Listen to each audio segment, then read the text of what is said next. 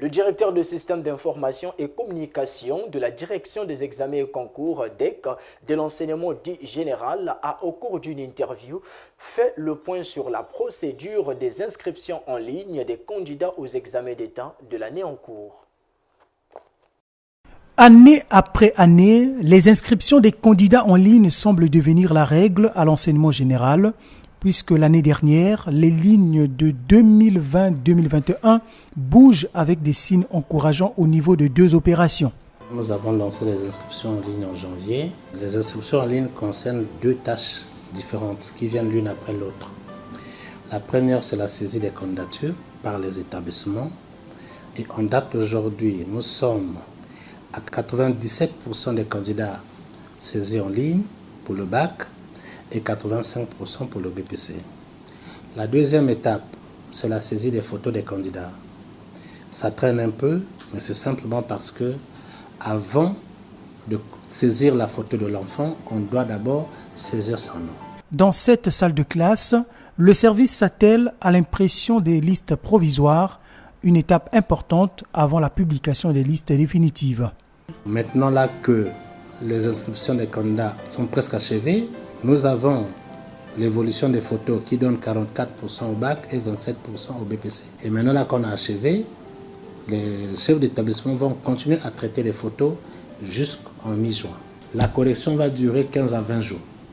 Dans cette période de correction, les établissements, donc les autres 3% pour le bac et les autres 15% pour le BPC, devraient se mettre à l'œuvre pour saisir leur candidature, pour nous permettre aux alentours du 5 juin ou le 10 juin d'imprimer les listes définitives immatriculées.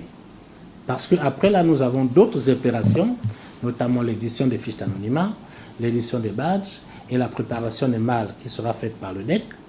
Tous ces instruments qui concourent au déroulement de l'examen devraient être prêts. Pour le directeur des services d'information, rien ne peut freiner l'élan des inscriptions en ligne.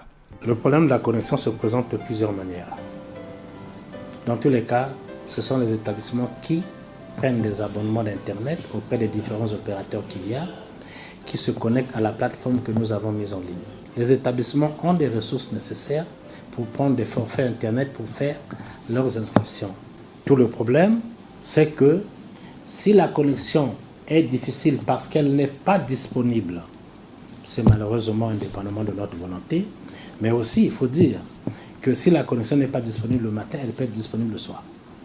Donc les usagers, les chefs d'établissement ont toutes les possibilités pour prendre la connexion qui convient à leur budget pour faire ce travail. Et dit comme ça, on peut donc conclure qu'il n'y a pas de problème de connexion. La peur et le tâtonnement des premières années ont cédé le pas à la bravoure et à la maîtrise des dossiers des candidats sous une autre forme. Il y a une adhésion un peu plus forte que l'année dernière qu'il faut féliciter de la part des chefs d'établissement, tant publics que privés. Il va falloir que les chefs d'établissement intègrent désormais dans leur budget le budget d'Internet, parfois qui n'existait pas. Il va falloir que les hommes qui y travaillent s'accommodent maintenant à cet outil. Ce sont les 2 facteurs clés que nous avons regardés dans la conduite de ce projet. Le directeur des systèmes d'information et de communication a vanté la nouvelle formule d'inscription. En matière de fiabilité, il y a le fait que les établissements saisissent depuis chez eux, impriment, les enfants corrigent, ils font la mise à jour et nous, quand nous bloquons le site, on a des dossiers plus ou moins mis à jour au niveau école. Mais il y a une deuxième étape, c'est que c'est la DEC qui valide les candidatures. Donc si les établissements affichent les listes, les enfants corrigent et ils valident leur liste à leur niveau, la DEC maintenant va se charger de valider les candidatures.